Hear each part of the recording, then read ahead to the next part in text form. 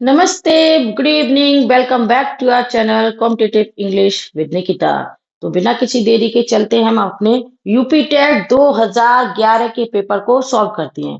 तो इसमें स्टूडेंट्स हमारा पहला क्वेश्चन है, choose the option that is nearly the same in meaning.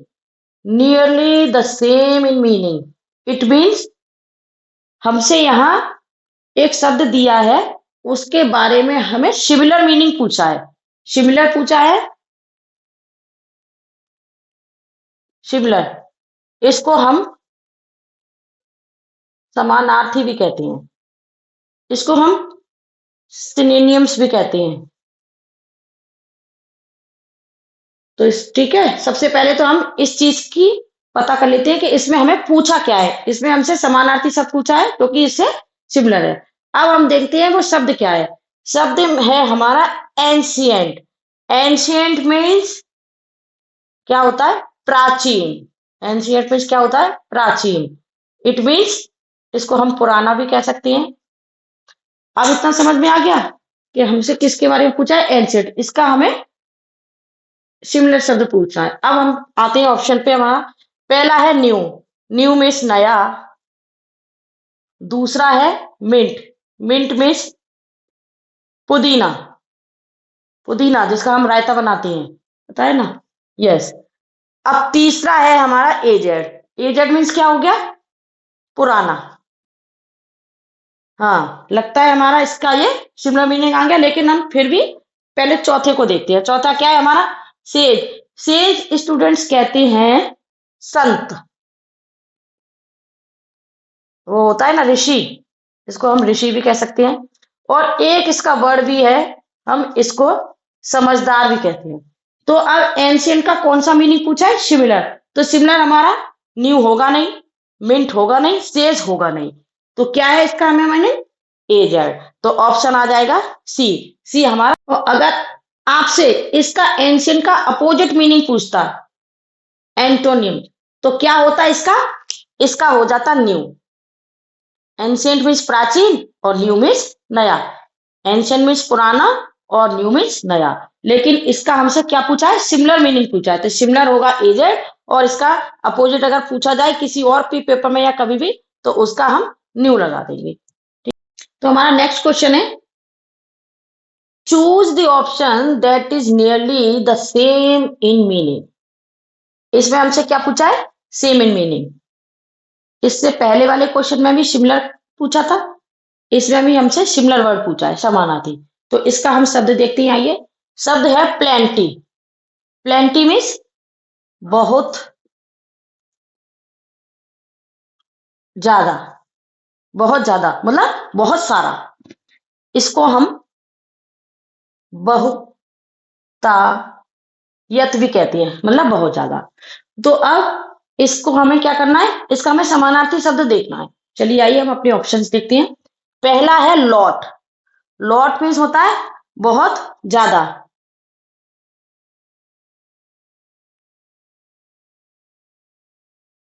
दूसरा है उपहार। उपहार, इसको हम तोहफा भी कह सकती है, जो हमें गिफ्ट में मिलता है, सभी को जन्मदिन पे मिलता होगा। थर्ड है स्कार्स। स्कार्स मीन्स दुर्लभ। इसको हम अपर्याप्त भी कह सकते हैं। अपर्याप्त मतलब बहुत कम, मतलब ना के बराबर। बोनस, इसको हम बख्शिश कहते हैं। और इसको एक शब्द है, हम अधिकतम भी कह सकते हैं। तो इसमें हमसे क्या पूछा है? प्लेंटी। प्लेंटी का मतलब बहुत ज्यादा। तो इसमें बहुत ज्यादा क्या है? लॉट। तो इसका सही आंसर हो जाएगा ए। अब बहुत से इसमें लोग कह भी सकते हैं कि बोनस भी तो अधिकतम है। तो बोनस अधिकतम है, अधिकतम मतलब एक्स्ट्रा है। जैसे कि किसी की सैलरी फिक्स होती है, किसी ने अच्छा काम किया तो उसमें हमें क्या मिला?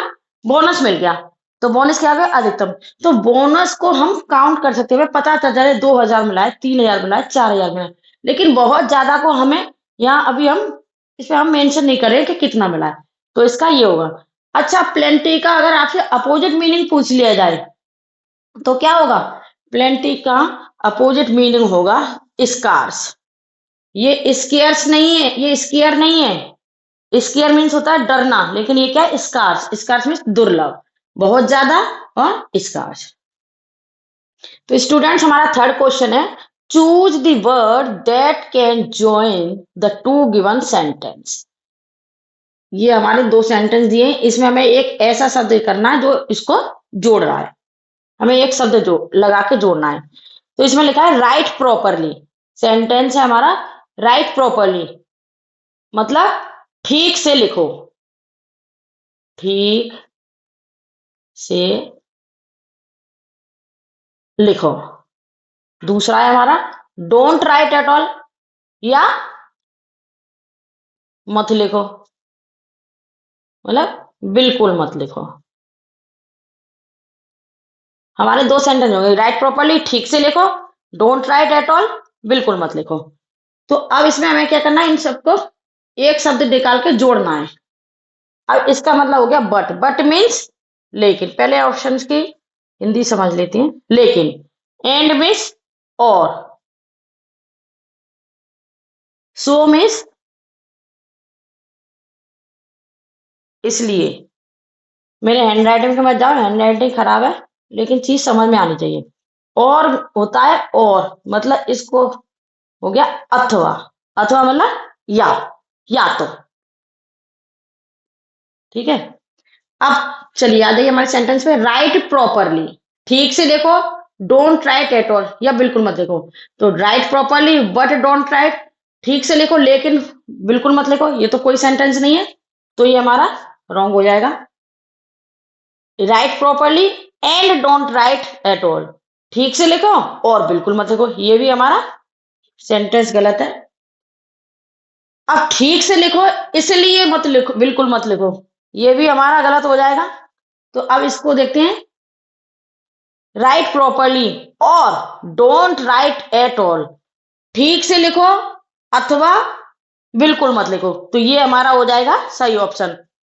आपने अगर देखा होगा आइदर और नाइदर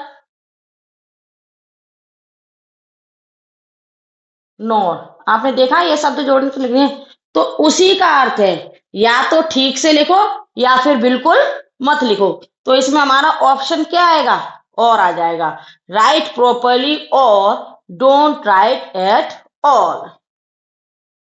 तो हमारा अगला क्वेश्चन है, choose the word that can join the two given sentence. इससे पहले जो थर्ड क्वेश्चन हमने किया था, वो भी एक शब्द को जोड़ के हमारा सेंटेंस बनाने थे।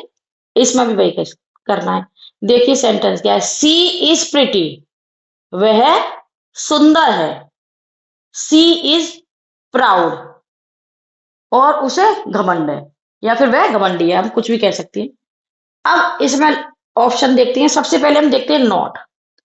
सी is pretty not she is proud, ये तो बिल्कुल हमारा रॉन्ग जा रहा है। नॉट मीन्स होता है नहीं, तो इसका कोई वो नहीं है। अब देखते हैं वाइल। वाइल मीन्स होता है जबकि।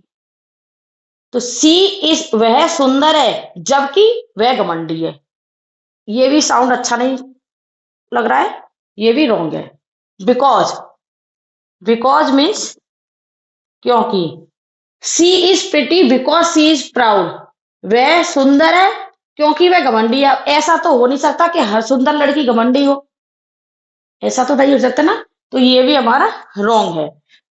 सी is pretty but she is proud, ऐसा हम बोल सकते हैं। वह सुंदर है लेकिन वह घमंडी है, तो हमारा इसमें ऑप्शन हो जाएगा A but. She is pretty but she is proud, वह सुंदर है लेकिन वह घमंडी है। हमारा अगला क्वेश्चन है, identify the verb in the given sentence. दिए गए सेंटेंस में, दिए गए वाक्य में हमें वर्ब बतानी है। वर्ब क्या है? क्रिया। अब क्रिया क्या है? जैसा कि आप जानते हैं, हम जो कुछ भी काम करते हैं वो सब क्रियाएं। खाना, उठना, पीना, चलना फिरना, ये सब क्या है? क्रियाएं। ये सब क्या है? वर्ब है। चलिए आगे सेंटेंस देखते हैं। तो इसमें हमें क्या बताया है? वर्ब। अब सेंटेंस पढ़िए। The leaves were yellow and sticky. पत्तियां, लीव्स मीन्स पत्तियां, बर मीन्स थी, येलो मीन्स पीली, और स्टिकी मीन्स चिपचिपी, चिपचिपी होती है ना। हाँ, तो अब इसमें क्या बताना है, the leaves were yellow and sticky, पत्तियां कैसी थी, पत्तियां पीली और चिपचिपी थी। सेंटेंस हमारा हुआ है ये। अब इसमें हमें क्या बताना है, बर। तो किसी भी सेंटेंस को हम समझने से पहले ही देखते हैं कि सेंटेंस का स्ट्रक्चर क्या होता है। स्ट्रक्चर मतलब सेंटेंस आने के लिए क्या कहते हैं। तो सबसे पहले सेंटेंस में आता है subject plus helping verb plus main verb plus object. ठीक है, फिर एक्सेट्रा। अब देखिए, सबसे पहले सब्जेक्ट, तो सब्जेक्ट इसमें क्या है, लीव्स हैं, और लीव्स हमारा क्या है, नाउन है। लीव्स क्या है, नाउन। हमारे ऑप्शंस भी देखते हैं, लीव्स, येलो, बर, स्टिकी। ठीक है, तो लीव्स क्या है, नाउन। अब आता है हेल्पिंग वर्ब। अब इसमें हेल्पिंग वर्ब क्या है, बर। बर क्या है, हेल्पिंग वर्ब। फिर आता है मेन वर्ब। मेन वर्ब इसमें कोई काम हो रहा हो, इसमें कोई काम हो नहीं रहा है, बस केवल पत्तियां बताइए कि कैसी हैं, तो वर्ब इसमें क्या आया, हेल्पिंग वर्ब आया है, तो मेन वर्ब। और ऑब्जेक्ट, ऑब्जेक्ट हमारा क्या है, येलो एंड स्टिकी। ठीक है, तो अब ये कैसी है, पत्तियां कैसी थी, तो अब इसमें बर क्या हो गई, बर हो गई हमारी क्रिया, तो इसका ऑप्शन हो गया करेक्ट, क्रिया। अब हम कहें येलो एंड स्टिकी। स्टिकी क्या है, चिपचिपी। क्या बता रहा है ये, नाउन की विशेषता बता रहा है, तो नाउन की विशेषता बताने वाले को हम एडजेक्टिव कह देंगे। ये एडजेक्टिव है, ये कलर है, कलर इसको हम एडजेक्टिव भी बोल सकते हैं यहाँ, क्योंकि येलो और पीली, और ये येलो क्या है, कलर है, रंग है, तो ये होंगी नहीं। लीव्स क्या है, ये नाउन है, तो और वर्ब क्या है, बर। तो हमारा ऑप्शन हो जाएगा बी, वर्ब।